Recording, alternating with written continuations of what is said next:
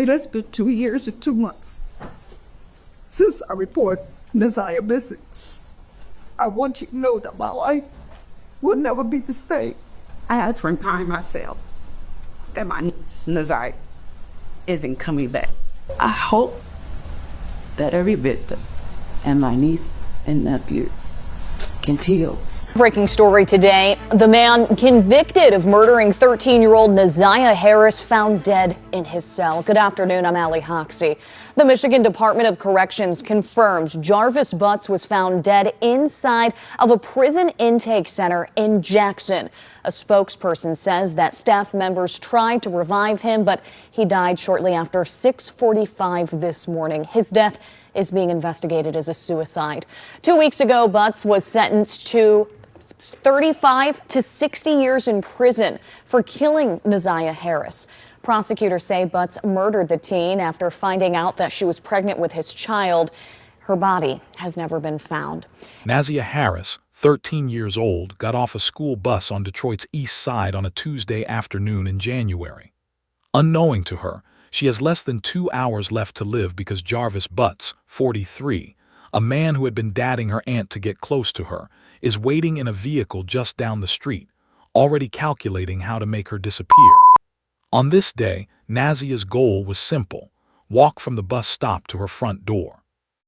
On this day, Jarvis Butts' intention was something far more sinister. This is the story of the 48 hours that changed everything for one Detroit family and left a question that may never be answered. But Naziah didn't know that yet. Naziah woke up around 6:45 a.m. on January 9, 2024.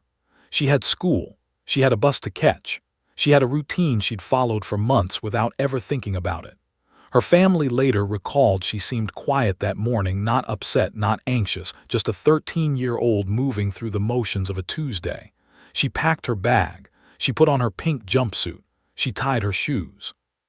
She sent a text to someone about something so ordinary nobody would remember what it was when they were asked weeks later. She left the house. She walked to the bus stop. She got on. She sat somewhere near the middle, probably because that's where kids sit when they don't want to be noticed. She had a plan for after school, home, homework, the same things she did every afternoon. She was thinking about what she'd eat. She was thinking about who she'd text.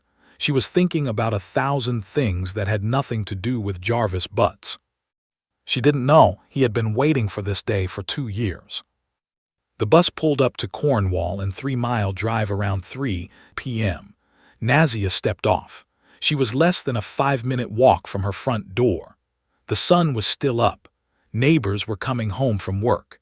It was a Tuesday in Detroit, ordinary, unremarkable, the kind of day nobody remembers unless something goes wrong. Something went wrong. Therefore, none of what followed made any sense to her family, but it made perfect sense to Jarvis Butts. But while Naziah was sitting in class that morning, someone else was preparing for a very different kind of day. Someone who had spent years perfecting the same method of access: find a woman with children, date her, insinuate himself into the family, and then find the girl. On paper, Jarvis Butts was just another Detroit resident. He was 43 years old. He had a criminal record, but so did a lot of people in his circle. He knew the neighborhood. He knew the families. He was dadding Naziah's aunt, which meant he had a legitimate reason to be around. People saw him at gatherings. They saw him at the house. They saw him with the family. He seemed normal enough. But beneath that surface lived something monstrous. He had been convicted of sexually assaulting children before. He had done prison time. He had been labeled what he was by the system, and then the system let him out. But he had done this before. 17 years earlier, in a case that should have ended his access to children forever, Jarvis Butts had been convicted of sexually assaulting young girls. The details of those original charges are sealed in a way that protects the identities of his victims, but what's known is this: he targeted children, he was caught, he was convicted, and he was sentenced to time in prison. Only a few years for what he did. Then after he got out, he did it again. Another conviction, another sentence, another release. The pattern was so consistent it could have been mapped. Find access, groom the victim, commit the crime, get caught, serve time, get out, repeat. Between his release and Nazia's disappearance, Butts stayed quiet enough that people stopped watching him. He found a woman with children. He dated her. He became part of the family. He positioned himself exactly where he needed to be. For 2 years, from 2022 to 2024, he groomed Nazia Harris. He sent her texts. He built trust. He made her believe he was someone she could rely on. And then, in September 2023, she texted him something that changed everything. She told him she'd missed her period. She was 13 years old. She was pregnant. And by November, the evidence would show Butts knew it. Therefore, the system should have stopped him years earlier, but it didn't. There were documented warnings about Jarvis Butts. He had prior convictions for exactly what he would eventually do to Nazia. He had been in prison for sexually assaulting children. He had been released back into the same neighborhoods where he found his victims. Nobody flagged him. Nobody watched him. Nobody connected the pattern of his prior crimes to the pattern of his current behavior. A man dating a woman with a 13-year-old daughter. A man with a history of targeting exactly that demographic. The system knew what he was. The system had multiple chances to keep him behind bars. And on that cold January morning in 2024, Jarvis Butts decided it was time to act. Therefore, he walked free. But Nazia had already made her plans for that evening. Nazia left her house around 6:45 a.m. Her aunt was home. Her family was going about their day. Nobody was thinking about Jarvis Butts because Jarvis Butts was supposed to be part of the family. Butts had been texting Nazia for months. The messages prosecutors would later recover showed a pattern of grooming, an adult man positioning himself as someone a 13-year-old could trust. By January 2024, he had full access. Around 3 p.m., Nazia's school bus pulled up to Cornwall and 3 Mile Drive. She stepped off. The distance from that bus stop to her front door was less than 5 minutes on foot. She could have made it in 3 if she walked fast. She didn't make it. Prosecutors would later say evidence showed she met Jarvis Butts after getting off that bus. She got into his vehicle, and then she disappeared. Around 3:15 p.m., Butts' phone began tracking movement away from the bus stop. Around 4 p.m., it pinged near the Rouge River. Around 5 p.m., it pinged again in the same area. The next day, police would search that area and find Nazia's clothing, an inside-out pink jumpsuit, a black jacket, a shoe. But Butts had already made his decision. What happened between 3 p.m. and 4 p.m. on January 9, 2024, is known only to Jarvis Butts and the dead. But prosecutors pieced together enough from digital evidence to know this. Nazia was pregnant. Butts was the father, and he had been searching online for ways to end that pregnancy before she ever disappeared. He searched for abortions. He searched for abortion pills. He searched for drinking red antifreeze. He thought those searches would be private. He thought deleting them would erase them. That was his first mistake, and the one that would eventually destroy him. Because when police finally got access to his phone, those searches were still there, time-stamped, logged. Dated before Nazia disappeared. They proved premeditation. They proved intent.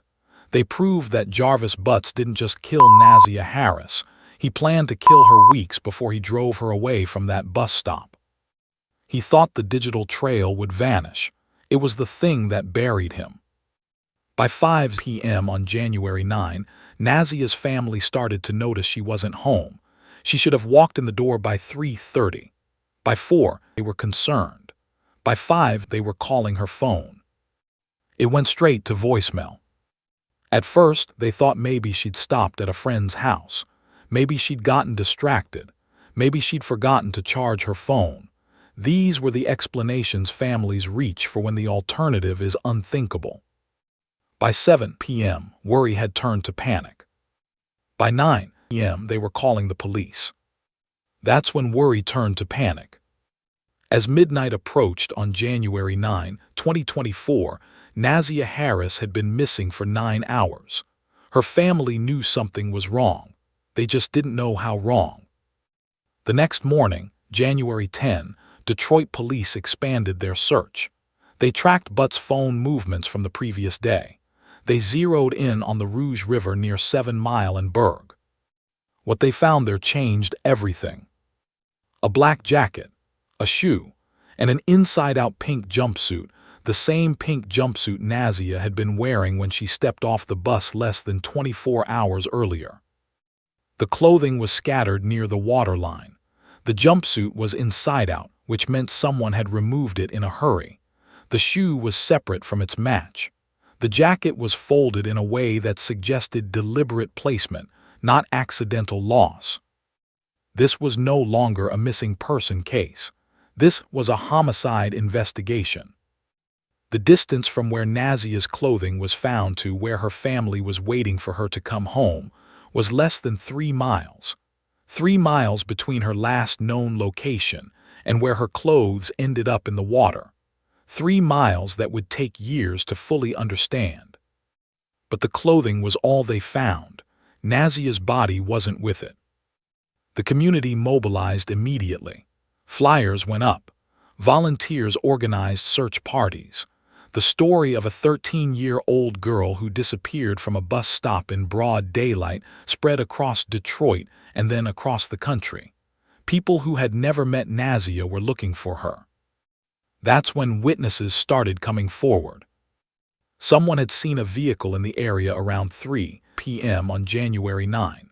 Someone else remembered seeing Nazia get into a car near the bus stop. The descriptions varied, but the location was consistent. Cornwall and 3 Mile Drive, around the time she should have been walking home. Detroit police started cross-referencing those witness accounts with phone records, and that's when Jarvis Butt's name entered the investigation. He was dating Nazia's aunt. He had been around the family for years. He had a criminal record for sexual assault involving children, and his phone had been in the area when Nazia disappeared. Therefore, investigators decided to bring him in for a conversation. When police first spoke to Jarvis Butts in the days after Nazia disappeared, he was calm. He was cooperative. He was exactly what you'd expect from a man who had been dating the victim's aunt and had no reason to be worried. But then he said something that changed the investigation. Before police had mentioned the location of the clothing, before they had disclosed where the search was focused, before any of the details of the discovery had been released to the public, Butts volunteered a specific piece of information. He mentioned the Rouge River. Nobody had told him the clothing was found there. Nobody had told him police were searching that area. That detail wasn't in any news report. There was only one way he could have known it. That was mistake number 2. A man who hasn't done anything wrong doesn't know where the victim's clothing was found before the police tell him. A man who hasn't done anything wrong doesn't volunteer information about a river where evidence was located. Jarvis Butts revealed his guilt in the first conversation investigators had with him, and he didn't even realize he'd done it. With probable cause established, investigators obtained warrants. They searched Butts' phone. They searched his vehicle. They searched his digital footprint, and what they found made the earlier discoveries look minor. The phone records showed everything. The texts to Nazia, the grooming pattern that spanned 2 years, the search history from the months before her disappearance, abortions, abortion pills, red antifreeze, the location data placing him at the bus stop at 3 p.m., the location data placing him at the Rouge River at 4 p.m. Butts had explained his movements to investigators. He'd given them a version of events that made him look innocent, but his phone told a different story. When confronted with the discrepancy between his statement and the digital evidence, Butts changed his story. He modified his timeline. He adjusted his alibi. Each adjustment created another contradiction. Each contradiction made him look more guilty. That was mistake number 3. A man who has to change his story to match evidence is a man who already knows what the evidence will show. Jarvis Butts was building the case against himself in real time, and he was too arrogant to realize it. But what investigators found next made everything else look like preparation. The lock on Butts' phone had been set to require a passcode. He thought that would protect him. The passcode was his birthday. That's not the nightmare reveal. The nightmare reveal came when investigators opened his search history. The searches for abortions, the searches for abortion pills, the searches for red antifreeze, all dated weeks before Nazia disappeared, all time-stamped, all logged, all saved to a cloud account he didn't know existed. Then the text messages, months of them, a pattern of grooming that prosecutors would later describe as textbook, building trust, isolating the victim, creating dependency. Nazia's texts were the words of a child who didn't understand what was happening to her. Butts' texts were the words of a predator who knew exactly what he was doing. Then the location data. January 9, 3 p.m., Cornwall and 3 Mile Drive. 4 p.m., Rouge River. 5 p.m., Rouge River again. The phone had tracked his movements with precision he never anticipated. Then the clothing evidence. The pink jumpsuit found inside out near the waterline, the shoe, the jacket, all matched Nazia's description, all found exactly where his phone placed him. The case against Jarvis Butts was overwhelming. Digital evidence, physical evidence, witness testimony, his own volunteered knowledge of the crime scene. But without Nazia's body, the case was circumstantial. Powerful, damning, undeniable, but circumstantial. Therefore, prosecutors made a decision. They offered Butts a deal. This is where the story takes its darkest turn. Nazia's body has never been found. Not after the initial search in January 2024, not after the investigation expanded in the months that followed, not after Butts was charged, not after he pleaded guilty, not after he was sentenced. 2 years of searching, 2 years of hopping, 2 years of a family waiting to bring their daughter home. In February 2026, Butts entered a plea agreement. He pleaded guilty to second-degree murder. He pleaded guilty to criminal sexual conduct involving children under 13. He pleaded guilty to multiple counts across 6 separate cases, victims ranging in age from 4 to 13 years old. And as part of that agreement, he was required to provide a truthful statement about the location of Nazia's body. Wayne County Prosecutor Kim Worthy would later say, "One of the most important aspects of the plea agreement was giving Nazia's family some semblance of closure. The disclosure of the location of her body was crucial." Butts gave a statement. He told prosecutors where he had left her.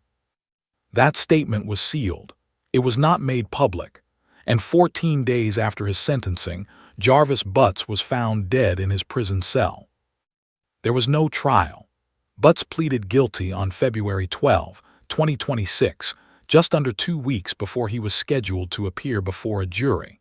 The plea agreement resolved not only Nazia's murder, but also the 5 other sexual assault cases pending against him, victims ranging from 4 to 13 years old, some of whom had waited more than a decade to see him held accountable.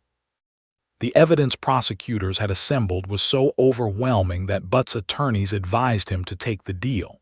The digital trail alone would have convicted him. 2 years of grooming texts, searches for abortion methods, location data placing him at the bus stop and the river. The physical evidence, Nazia's clothing found exactly where his phone placed him. The witness testimony, people who saw her get into his vehicle. And then there was what he'd said to police in that first interview, volunteering knowledge of the Rouge River before anyone had mentioned it. The most damning piece of evidence wasn't any single discovery. It was the accumulation. Butts had left so many traces that destroying one would have done nothing. He'd left a trail so wide that prosecutors could have lost half of it and still had enough to put him away for life. Therefore, on March 12, 2026, Jarvis Butts stood before a judge to receive his sentence. At sentencing, Butts' attorneys made their final arguments. They asked for leniency. They pointed to his cooperation in providing the statement about Nazia's body. They suggested he had accepted responsibility. But the prosecutor's response was devastating. If Butts had truly accepted responsibility, why had he waited until weeks before trial to plead guilty?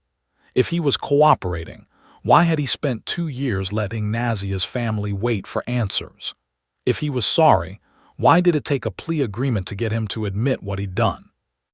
The judge looked at the evidence. The judge looked at the victims, the 20-year-old woman who had been abused as a child, the other survivors whose names will never be public, the family of Nazia Harris who had spent 2 years waiting for a body that might never be found. And the judge made a decision. Jarvis Butts was sentenced to 35 to 60 years in prison for the murder of Nazia Harris. His earliest possible release date, September 2059. He would have been 76 years old. On the sexual assault charges involving other children, he received sentences of 10 to 15 years, to be served concurrently with his murder sentence, meaning he would spend the same time behind bars regardless. The judge looked at Butts and said something that now feels like a final judgment delivered in advance. Mr. Butts, you're going to have many years to sit and dwell on your horrible actions. Butts was given a chance to speak. He did not. He was led out of the courtroom. He was transferred to the Charles Edgeler Reception and Guidance Center in Jackson, Michigan. He was assigned a cell. He began processing into the state prison system. 14 days later, on March 26, 2026, prison staff found Jarvis Butts unresponsive in his cell. Nazia's cousin Roxy is not waiting for the system to finish its work.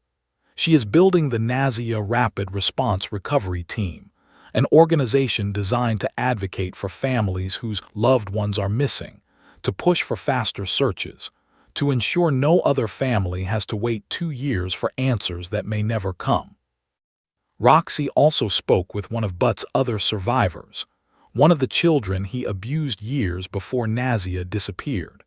And that survivor told her something that explains why this case matters beyond one family. She expressed to me that she can finally breathe after being suffocated for so many years. Butts' death doesn't erase what he did. His sealed statement doesn't bring Nazia home. The search continues. The Detroit Police Department issued a statement after Butts' death. Although the legal process ended with a conviction in court, our work is not done. Our department will follow all leads for a homicide and continue our efforts to locate the body of Nazia Harris to help bring closure to her family. Therefore, the work continues. But the person who knew exactly where to look is gone. The statement Jarvis Butts gave prosecutors before his sentencing exists somewhere in the files of the Wayne County Prosecutor's Office. It was verified as truthful. It was described as crucial to giving Nazia's family some semblance of closure. It has never been released to the public. Why? What did it say? Where did Butts claim he left her? And if it was truthful, why hasn't her body been recovered? The Detroit Police Department says the search continues. They haven't disclosed what they're searching for or where. They haven't said whether Butts' statement gave them a location they can work with or whether they're following other leads entirely. There are other questions too, other potential victims. Butts had been sexually assaulting children for at least 17 years before Nazia disappeared, and those are just the cases we know about. What about the years between convictions?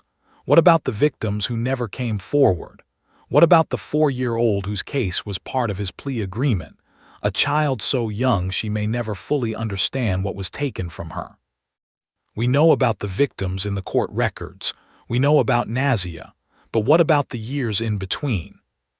The person who could answer those questions died on March 26, 2026, 14 days into a sentence he would have served for 35 years. Jarvis Butts needed everything to go right. Nothing did. His first mistake, the searches. He thought deleting them would erase them.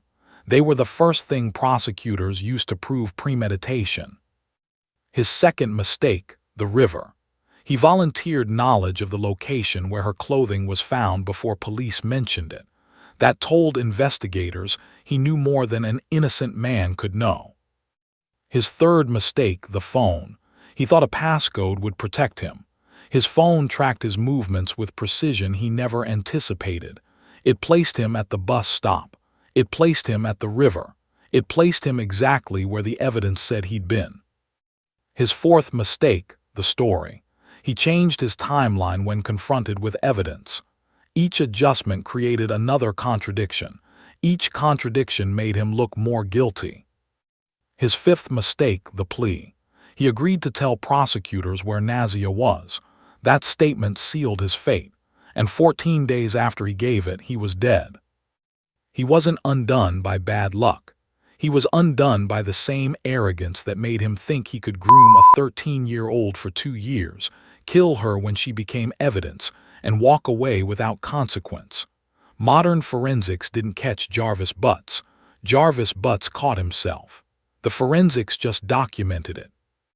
How did a man with prior convictions for sexually assaulting children end up dadding a woman with a 13-year-old daughter without any oversight? How did the system that convicted him twice release him back into the same neighborhoods where he found his victims without monitoring his access to children? How did 2 years of grooming go unnoticed by a family that trusted him? And what could have been different if someone had recognized the pattern sooner? There are currently over 40,000 registered sex offenders in Michigan. At least one of them has a prior conviction for the same category of crime as Jarvis Butts. And somewhere in Detroit, or in your city, or in your neighborhood, there is a man dadding a woman with children, positioning himself exactly where he needs to be, waiting for the opportunity. If you've seen something get dismissed that shouldn't have been, a report ignored, a warning waved away, a sentence that made no sense, the comments on this video are full of people asking the same questions. That conversation is worth having. Nazia Harris should be 16 years old today. She'd probably be thinking about her next year of high school. She'd be arguing with her aunt about curfews. She'd be texting friends about things that felt important at 16 and wouldn't matter at all by the time she turned 17. She'd be alive. Instead, she's remembered through her cousin's efforts to build a recovery team for families who will never stop searching. The distance between the bus stop at Cornwall and 3 Mile Drive and the front door of her house was less than 5 minutes on foot, less than 300 meters from where she was last seen to where she should have been safe. Those 300 meters should have been the shortest part of her day. Instead, they became the distance between life and death, a gap that may never be closed, a question that may never be answered, a body that may never come home. Rest in peace, Nazia Harris. The search continues.